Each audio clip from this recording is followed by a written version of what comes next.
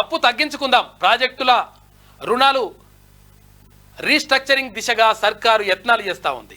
తక్కువ వడ్డీకి రుణాలు ఇచ్చే జైకా, ఏడీబీ, కొరియన్ బ్యాంక్, ఇక ఐడిఆర్డి వంటి వాటికి అప్పులు మళ్లించే ఆలోచన. ఆ దిశగా ఇప్పటికే ఆర్థిక శాఖ అధికారులకు ఆదేశాలు జారీ చేసిండు. రఘురామ్ రాజన్ సూచనలతో మోడీతో సీఎం భేటీ అయినరు. రీస్ట్రక్చరింగ్ ద్వారా 4% తగ్గనున్న వడ్డీ రేటు చాలా మొత్తం తగ్గుతుందంట.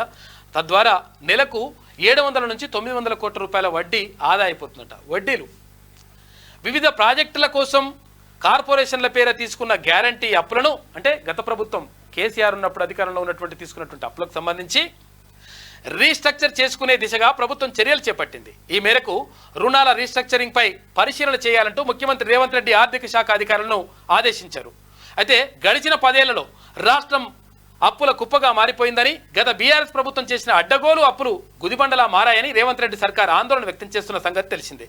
అయితే డిసెంబర్లో అధికారం చేపట్టిన తర్వాత కొద్ది నెలల వ్యవధిలోనే పార్లమెంట్ ఎన్నికలు రావడం, మార్చి నెలలో ఓటాన్ అకౌంట్ బడ్జెట్ కోసం అసెంబ్లీ సమావేశాలు నిర్వహించడంతో ప్రభుత్వం రాష్ట్ర ఆర్థిక పరిస్థితిపై అంతగా దృష్టి సారించలేకపోయింది. ఇప్పుడు ఎన్నికలు పూర్తయినటువంటి నేపథ్యంలో దీనిపైన ప్రత్యేకంగా దృష్టి పెట్టిందంట. ఎట్లా అప్పులు వడ్డీలు తగ్గించుకుందాం, నెలకు 700 కోట్ల నుంచి 900 కోట్ల రూపాయలు ఆదా అవుతాయంట. చూడు, 100,000 కోట్లు కాక వేసిపోయిన అప్పు.